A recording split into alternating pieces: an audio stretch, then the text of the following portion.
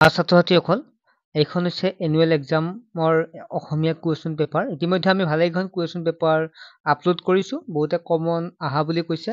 চ' এইখনো মই আপলোড কৰিছোঁ এইটো কাৰণে যাতে ইয়াৰ পৰাও দুই এটা যাতে ষ্টুডেণ্টৰ কমন পৰে। আৰু সেইবাবে মই আলোচনা আগৰ কুৱেশ্যন পেপাৰবিলাক কৰিছোঁ।